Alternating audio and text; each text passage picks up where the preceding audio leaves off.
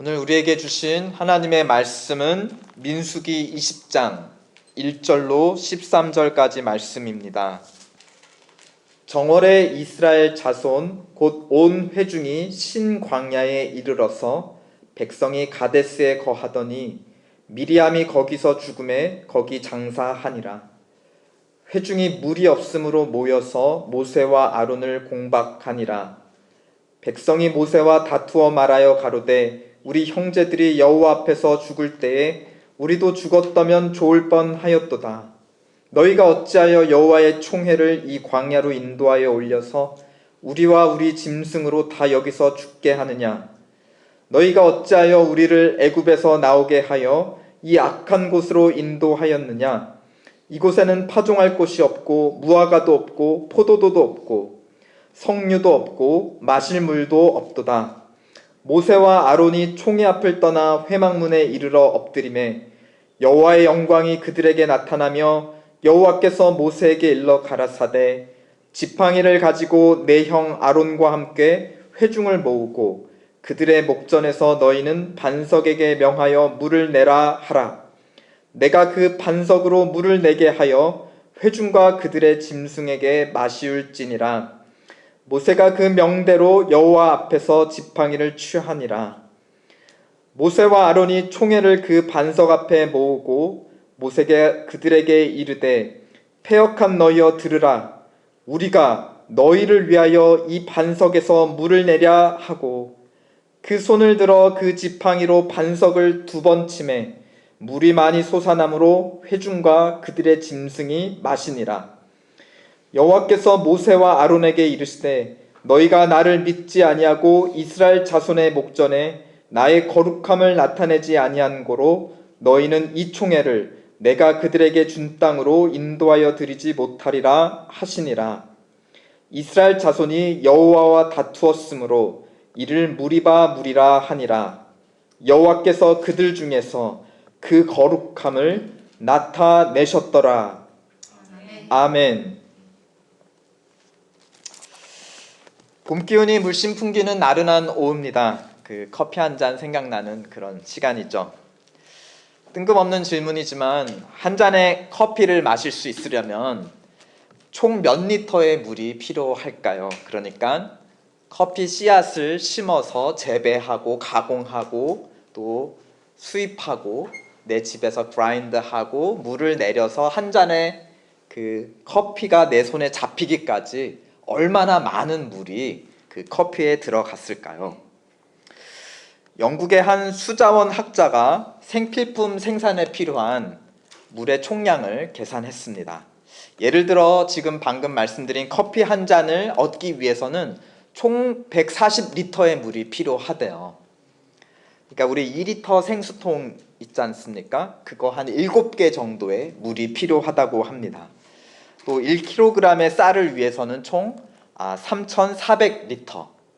그리고 혹시 청바지 입고 계신지 모르겠지만 청바지 한 벌을 만드는데 5,400리터. 여러분이 타고 오신 자동차 한 대를 만드는데 총 5만 리터의 물이 필요하다고 합니다. 이 사람은 월급 받고 앉아서 왜 이런 계산을 하고 있을까요? 모든 생필품 생산을 위해서 물이 꼭 필요하다는 것을 우리에게 가르쳐주고 있습니다. 그러니까 물이야말로 우리 생활에 꼭 필요한 필수 자원인 것을 우리에게 가르쳐주면서 물을 아껴야 한다는 것을 우리에게 가르쳐주고 싶었다 합니다. 고대인들도 물을 다스리는 자가 자기들의 왕이라고 믿는 그런 관점이 있었습니다. 중국 역사에서 첫 왕조를 이루었다고 평가되는 우라는 남자가 있었는데 그는 그 황하강 물줄기를 산에서 평지로 끌어들여서 농수를 댄 그 농경지를 만들 수 있었던 그 업적을 딛고 우나라라고 하는 혹은 하나라라고 하는 중국 전설 속의 첫 왕조를 이루었다고 합니다. 또 이집트 역사에서 첫 파라오 왕으로 등극한 인물도 나일강에 첫 댐을 지은 자, 그래서 그 댐을 통해서 주변 지역에 농경수를 댄 그 업적을 가진 왕이 첫 번째 파라오 왕이었습니다. 또 하나님께서 모세를 통해서 그 다른 후대 파라오 왕을 심판하실 때에 첫 재앙이 어디에 임했죠? 바로 나일강에 임했습니다. 그렇죠. 이집트인들에게 생명을 상징하는 나일강의 첫 재앙이 임했습니다. 그런 관점에서 성경은 하나님이야말로 최고의 치수 전문가로 소개하고 있습니다. 천지 창조 때부터 하나님의 영이 수면 위를 행하시면서 거기서 이제 천지를 창조하기 시작하시죠. 둘째 날에 물을 궁창 위의 물과 그 아래 물로 이렇게 나누십니다. 하늘의 물과 땅 아래 물로 나누셨습니다. 그리고 사람이 악으로 온 세상을 뒤덮자 하나님은 궁창의 물을 쏟게 하셔서 온 세상을 뒤덮게 하시죠. 그리고 또 물을 물러나가게도 하셨고 땅을 드러나가게도 하셔서 노아의 가족과 함께 새로운 창조를 시작합니다. 그러니까 하나님께서 창조를 하실 때마다 물을 다루셨다는 것을 창세기 이야기들이 전해주고 있습니다. 이스라엘 백성이 애굽 땅을 막 건너올 때에도 하나님은 홍해물을 다루셨죠. 그렇죠? 자기 백성이 지나갈 때는 물을 가르셨습니다. 그런데 이제 애굽의 병사들이 뒤를 따라올 때에는 그것을 또 덮으셨습니다. 그러니까 물을 관점으로 보면 하나님은 또 물을 주관하시는 분, 생명을 주관하시는 왕이심을 성경은 또 물을 통해서 우리에게 선포하고 있습니다. 출애굽한 이스라엘 백성은 홍해를 건너 이제 광야로 들어왔습니다. 광야에서 그들을 처음 발걸음을 가로막은 문제가 무엇이었는지 혹시 기억나세요? 출애굽기 이제 16장, 17장에 나와 있는데 다름 아닌 바로 물의 문제였습니다. 쓴물, 그쵸? 쓴물, 마실 물이 없다는 것이었습니다. 홍해는 물이 너무 많아서 자기들을 가로막아서 문제였는데 광야는 물이 너무 없어서 또 문제였던 것이죠. 그래서 출애굽기 17장에 보면 물이 없음으로 말미암아 백성이 모세와 다투며 원망하였습니다. 모세는 그들에게 돌을 맞을 위협을 느꼈기에 하나님께 긴급히 엎드렸습니다. 그러자 하나님께서 모세에게 이스라엘 장로들이 보는 앞에서 반석을 지팡이로 치라라고 명령을 하십니다. 그런데 그것을 치되 나일강을 쳤던 그 지팡이로 치라. 그러니까 나일강을 쳐서 반으로 갈랐던, 너가 물을 다스렸던 그 지팡이로 다시금 반석을 쳐서 물을 내라라고 명령을 하십니다. 근데 이 지팡이는 나일강뿐만이 아니라 홍해도 쳤던 지팡이죠. 첫 번째 나일강을 심판할 때도 이 지팡이를 썼고, 또 홍해를 쳐서 가를 때도 이 지팡이를 썼습니다. 그 지팡이로 치자 반석에서 물이 나왔고 백성들과 짐승이 해갈하였다 하였습니다. 모세는 이름부터 물에서 건진받은 자, 물과 관계가 있는 사람이었습니다. 또 이 지팡이는 또 쳤다 하면 물을 막 좌지우지하는 마치 요술 지팡이 같았습니다. 그러니까 이 모세와 지팡이가 조합되면 물 걱정 없는 필승 조합입니다. 그렇죠? 그래서 백성들의 눈에 모세는 우리에게 물을 다스리는 왕 같은 그런 모습으로 비춰지기 시작했습니다. 그래서인지 사람들은 뭔가 문제가 생길 때마다 하나님 앞에 나아가기는 두렵고, 그러니까 항상 모세 앞에 나아가서 모세를 붙잡고 원망하기 시작했습니다. 그런데 출애굽기 17장에 보면은 그 물이 나온 반석 위에 하나님께서 서 계셨다 하였습니다. 그래서 반석에서 물을 낸 것은 결국 모세도 그 손에 잡힌 지팡이도 아니었고, 결국은 반석 위에 서 계신 하나님께서 물을 내주신 것이었습니다. 모세는 그곳 지명을 무리바라고 하였는데, 무리바는 다투다라는 뜻이었습니다. 근데 여기서 모세가 이스라엘 백성이 나와 다투었다라는 의미를 부여한 것이 아니라 이스라엘 백성이 하나님과 더불어 다투었다라는 의미를 부여합니다. 그 말은 그 반석에서 물을 내신 분도 하나님이시고 애굽에서 홍해를 가르고 백성을 인도해 내신 분도 자기가 아니라 하나님이심을 모세는 고백하였다라는 것입니다. 그런데 그러고 나서 어느덧 40년이 흘렀습니다. 이스라엘 백성은 약속의 땅에 들어가지 못하고 여전히 광야를 헤매고 있습니다. 약속의 땅에 들어가 정착할 기회가 전혀 없었던 것은 아니었습니다. 그렇지만 백성들이 스스로 그 기회를 차버렸죠. 12정탐꾼 중 10명이 돌아와서 현지 거주민들을 우리가 도저히 이길 수 없다고 보고하였습니다. 그들 앞에 자신은 메뚜기일 뿐이라고 고백하였죠. 그 말을 듣고 온 이스라엘 백성들이 울며 불며 또 모세를 붙잡고 원망하였습니다. 하나님은 이들을 보며 지금까지 수많은 이적을 통해 인도하였건만 이들에게 여전히 믿음이 없음을 한탄하셨습니다. 이대로 약속의 땅에 믿음이 없는 상태로 들어갔다가는 현지인들에 의해서 패할 것이 너무 분명했습니다. 또 어떻게 그 땅을 차지한다고 해도 하나님에 대한 믿음이 없으므로 이들은 금방 그 가나안 족속들의 우상에게 빠져들 것이 분명했습니다.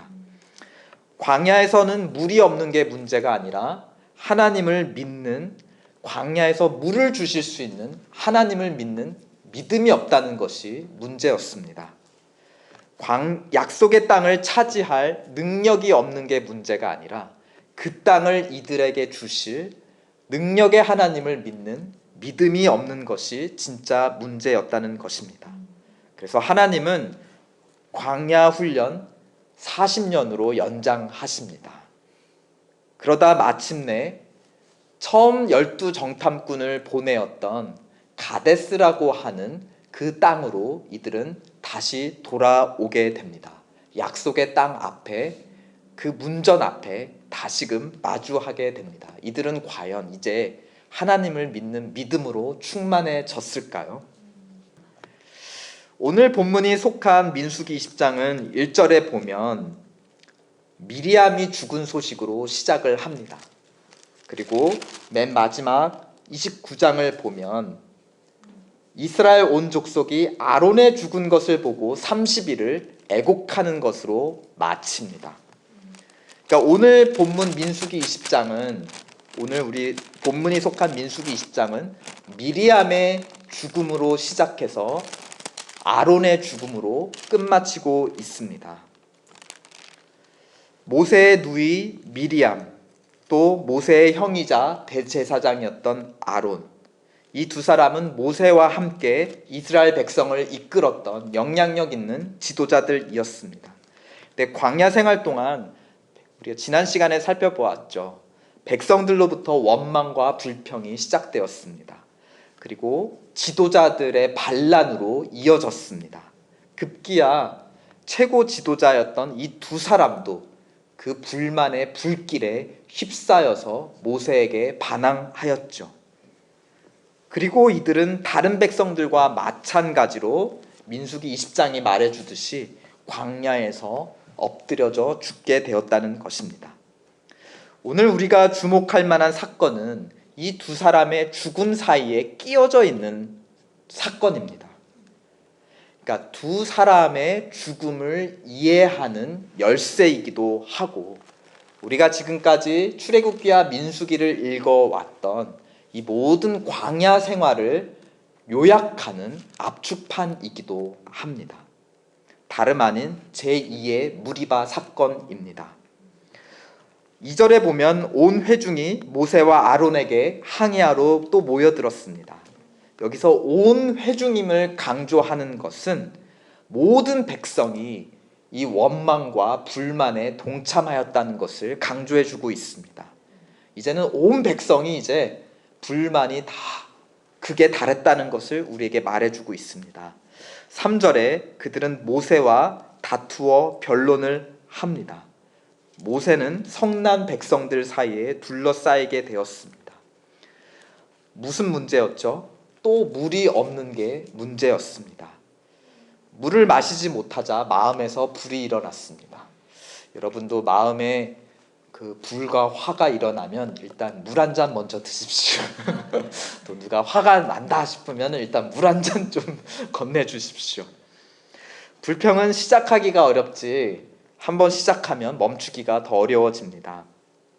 5절에 파종할 곳도 없다, 무화과도 없다, 포도도 없다, 또 석류도 없다. 그러니까 없는 게 많습니다. 그런데 끝에는 결국 무엇이 없다라는 불만으로 마무리하죠. 마실 물도 없다. 그러니까 물은 광야 생활에서 생명을 유지해 나가기 위해 필요한 모든 그 생필품들, 생활에 필요한 물품의 모든 것을 상징하는 것이 바로 마실 물이었습니다. 그러자 6절에 모세와 아론은 또 총의 앞을 떠나 하나님께 나아갔습니다. 그러자 하나님께서 그들에게 이렇게 응답해 주십니다. 8절 다 함께 읽어보실까요?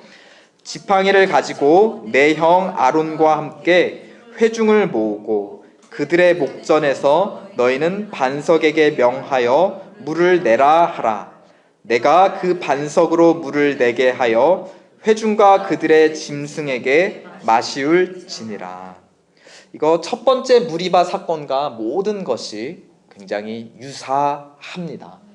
출애굽기 17장에 나왔던 무리바 사건과 매우 비슷하죠. 그래서 우리는 지도에서 보듯이 이것을 무리바 사건 2 혹은 제2의 무리바 사건이라고 명명해 볼 수 있겠습니다. 심지어 백성들이 불평하는 것도 굉장히 일관되죠.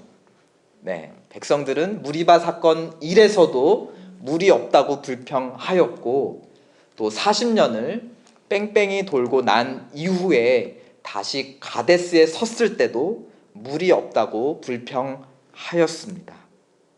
그런데 첫 번째 무리바와 두 번째 무리바 사이에 결정적인 차이가 하나 있습니다. 그것은 무엇이었을까요? 모세 한 사람이었습니다.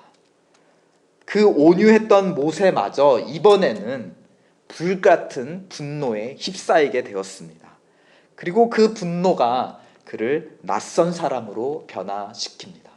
저희 아이들도 제가 분노하면 금방 알아차려요.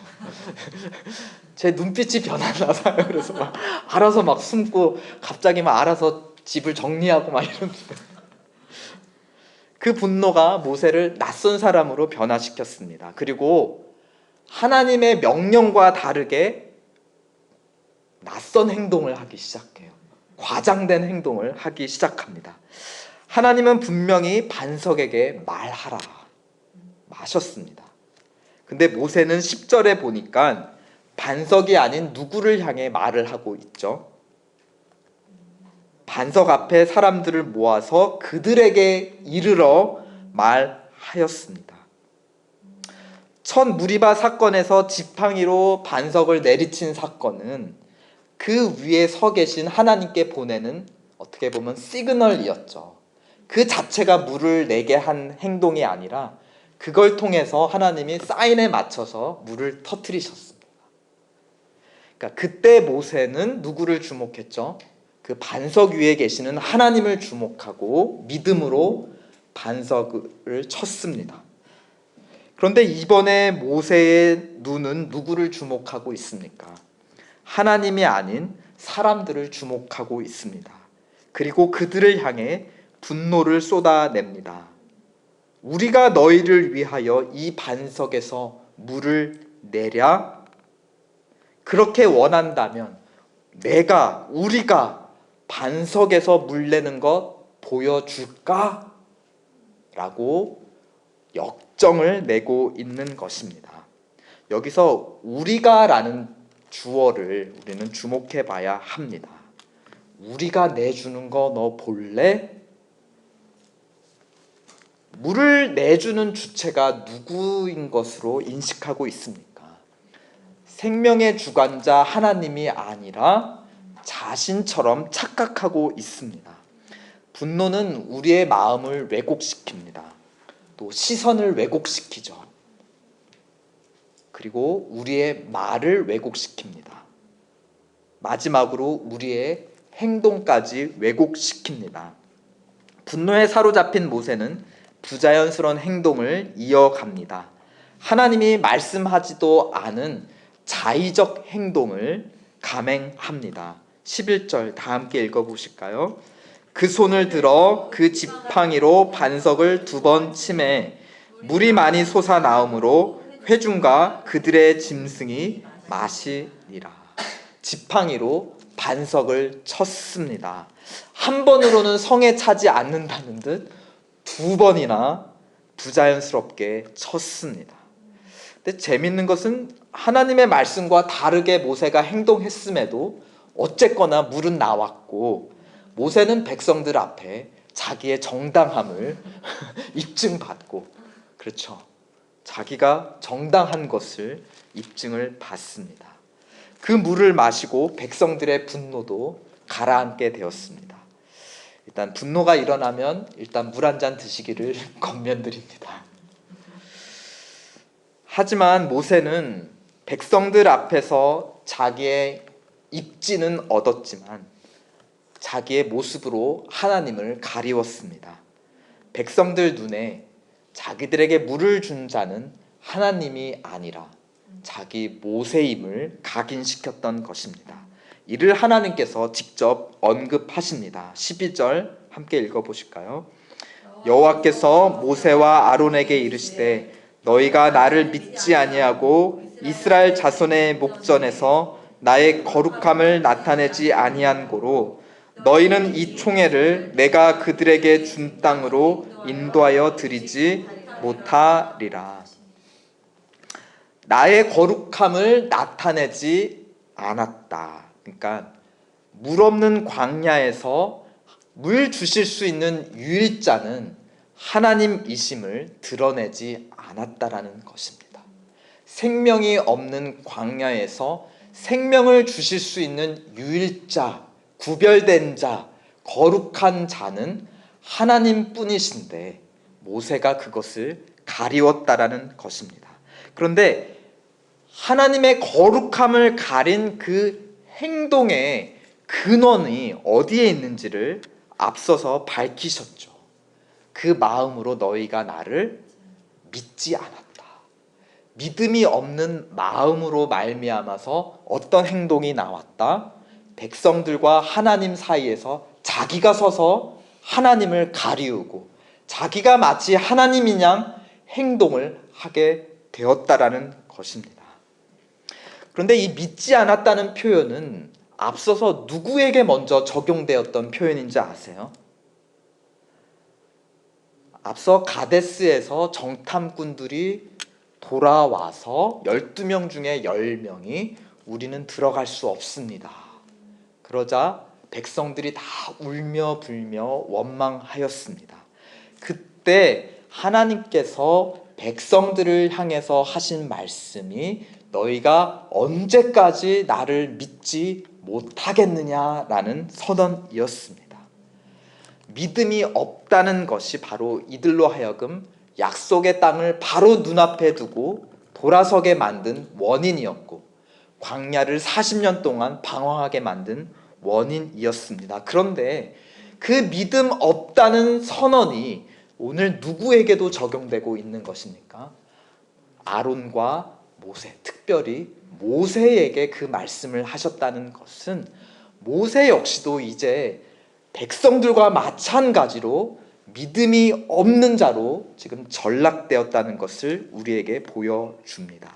그래서 그 출애굽의 1세대 백성들과 함께 모세도 아론도 미리암도 다 약속의 땅에 들어가지 못하고 광야에서 잠들게 되었다는 것입니다. 그 원인은 무엇이었다고요?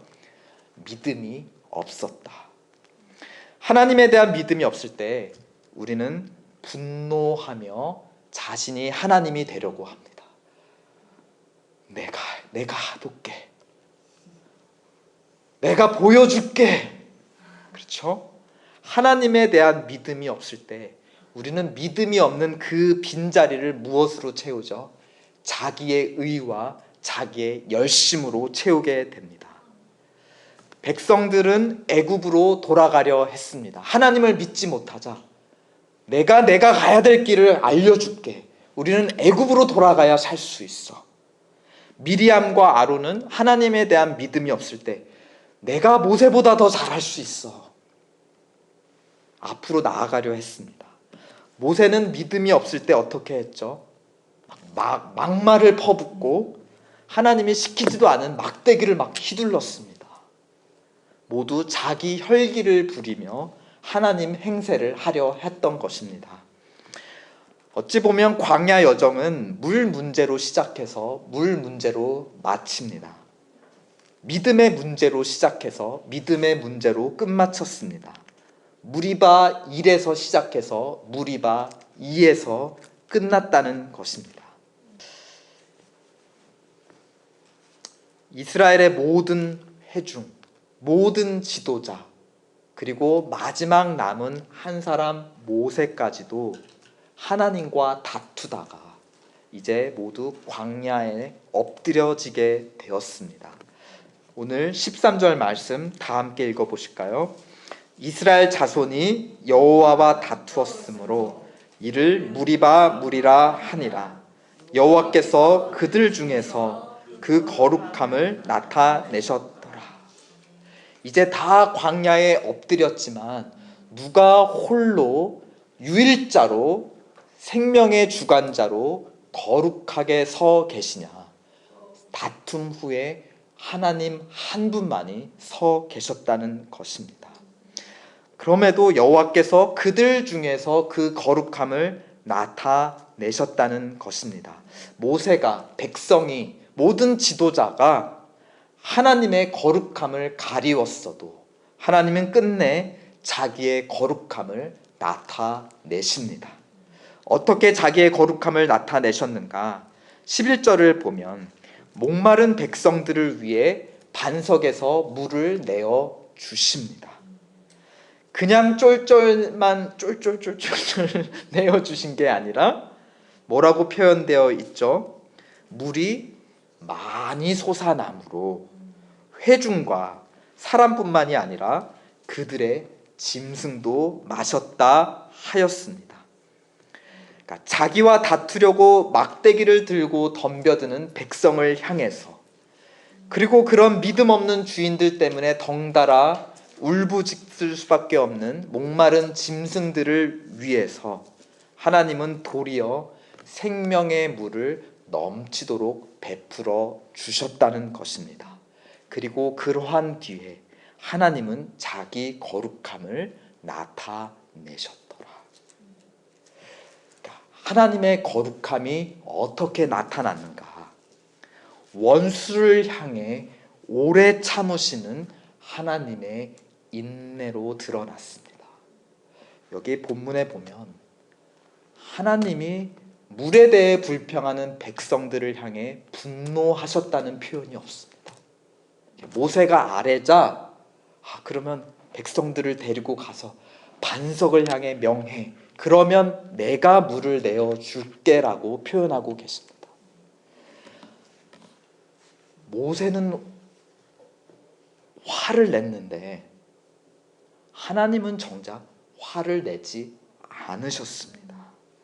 원수를 향해 오래 참으셨습니다. 오래 참을 뿐만이 아니라 많은 물을 솟아나게 하셔서 그들을 흡족하게 채워주셨습니다. 자격 없는 자에게 생명을 베푸시는 하나님의 은혜, 그 은혜 속에 하나님의 거룩함이 드러났다는 것입니다. 무리바에서, 또 무리바뿐만이 아니라 온 광야에서 하나님은 자기 백성으로 말미암아 고난받는 연약한 모습을 통해 자기의 거룩함을 나타내셨습니다. 그것은 우리를 구원하는 역설의 신비가 되었습니다. 고린도전서 10장 4절에서 사도 바울은 신령한 반석이 이 광야를 지나가는 우리를 따라다닌다 하였습니다. 신령한 반석, 물을 내는, 생명수를 내는 신령한 반석이 우리를 따라다니고 그 반석으로부터 하나님은 우리에게 생명수를 주시는데 그 반석은 누구시냐? 우리 주 예수 그리스도시라고 선포하고 있습니다. 십자가에 달려 죽은 예수 그리스도를 병사들이 창으로 옆구리를 찔렀습니다. 그때 요한복음의 증언에 의하면 물만이 아니라 피와 물이 나왔다 하였습니다. 십자가에서 하나님은 자기의 거룩함을 나타내셨습니다. 예수 그리스도를 치라고 아우성쳤던 여러분과 저에게 거룩함을 나타내셨습니다. 예수 그리스도를 찌른 여러분과 저에게 하나님의 거룩함을 나타내셨습니다. 그 거룩함을 요한 1서는 이렇게 증언합니다. 예수께서 하나님의 아들이심을 믿는 자가 아니면 세상을 이기는 자가 누구냐? 이는 물과 피로 임하신 이이시니 곧 예수 그리스도시라. 물로만 아니요. 저 무리바에서 주셨던 반석에서 나오는 물로만이 아니요. 물과 피로 임하셨느니라. 광야 같은 세상을 이기는 힘은 우리와 동행하시는 신령한 반석 앞에 나아가는 믿음입니다.